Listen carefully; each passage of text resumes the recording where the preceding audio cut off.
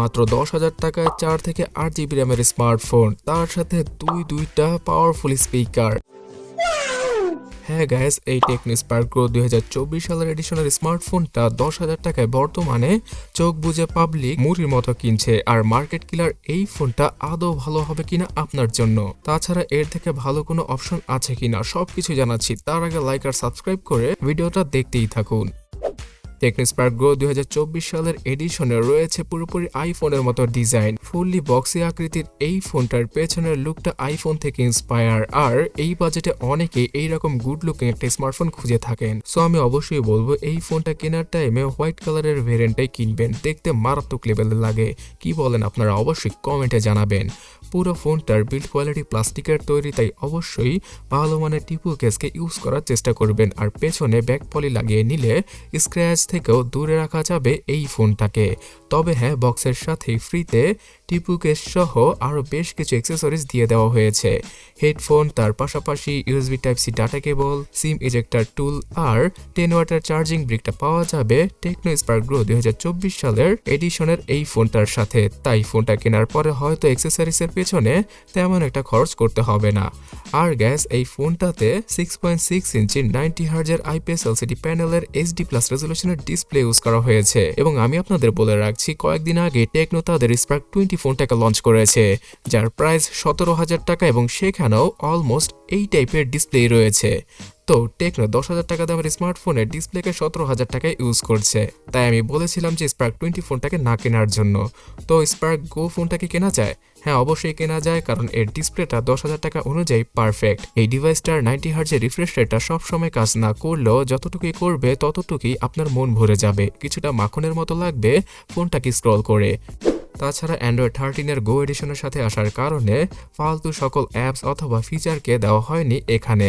তাই এই কারণেই 4 জিবি র্যামের সাথে ফোনটা খুব ভালোভাবে রান করা পসিবল হচ্ছিল এবং iOS 13 পাওয়া যাবে এখানে। আর আগামীতে অ্যান্ড্রয়েড 14 আপডেট এখানে আসবে না, তবে বেশ কিছু সিকিউরিটি প্যাচের আপডেট আপনারা পেয়ে যাবেন। এবং ফোনের প্রাইসকে লিমিটে রাখার জন্য, মানে কম দামে আপনাদের কাছে ফোন পৌঁছানোর জন্য ফোনের ভেতরে বেশ কিছু ব্লুটুথ মানে এক্সট্রা অ্যাপকে দিয়ে দেওয়া হয়েছে, যেগুলোকে অবশ্যই আনইনস্টল করে ফেলবেন ফোন কেনার সাথে সাথে। এছাড়া ইউআই এর মধ্যে টুকটাক কিছু অ্যাডসের দেখাও পাওয়া যাবে, সেগুলোকে অবশ্যই অফ করে রাখবেন। এতে করে এই ফোনটা থেকে ভালো একটা এক্সপিরিয়েন্স পাওয়া যাবে, আর না হয় একদম ডাস্টবিনের মতো লাগবে ফোনটার ইউআইকে। গ্যাস, এই স্মার্টফোনটা 4 জিবি 64 জিবির ভার্সনটাই বাংলাদেশে অফিসিয়ালভাবে পাওয়া যায়। তার পাশাপাশি এখানে আরও 4 জিবি র্যামকে এক্সট্রা যুক্ত করে 8 জিবি র্যামকে ভার্চুয়ালি ইউজ করা পসিবল। ফোনটাতে বাজেট অনুযায়ী eMMC 5.1 ক্যাটাগরির স্টোরেজ টাইপের রয়েছে, তাই এই ফোনটা থেকে হাই কোনো এক্সপেকটেশন রাখছি না আমি। নর্মালি হেভি ইউজ করলে কিছুটা ল্যাগ এবং হ্যাংয়ের দেখা পাওয়া যাবে এই ফোনটা থেকে, তাই অবশ্যই সব ধরনের লাইট ওয়েট অ্যাপগুলোকে ইউজ করার চেষ্টা করবেন। ইনস্টাগ্রাম লাইট, ইমো লাইট অথবা টিকটক লাইটের মতো অ্যাপগুলো এই ফোনটাতে ইনস্টল করে চালালে অবশ্যই ভালো একটা সার্ভিস দিয়ে দেবে ফোনটি। তবে হেভিলি ইউজ করলে ল্যাগ আর হ্যাংয়ের দেখা তো পাওয়াই যাবে। আর গেম খেলার কথা বললে অবশ্যই এখানে হাই গ্রাফিক্সের গেমগুলো ইনস্টল করার চেষ্টা করবেন না, এতে করে ফোনটা সেই লোডটা নিতে না পেরে বেশি ল্যাগ করবে। ইউনিসকের T606 এর মতো একটা ডিসেন্ট এবং বাজেট ক্যাটাগরির কম ক্ষমতা সম্পন্ন চিপসেটকে ইউজ করা হয়েছে ফোনটির মধ্যে, যার ফেব্রিকেশন হচ্ছে গিয়ে 12 ন্যানোমিটারের। সো এই চিপসেটটা মানে কাজে আসার মতোই একটা চিপসেট, বেশি হাই এক্সপেকটেশন রাখা যাবে না এই চিপসেট থেকে।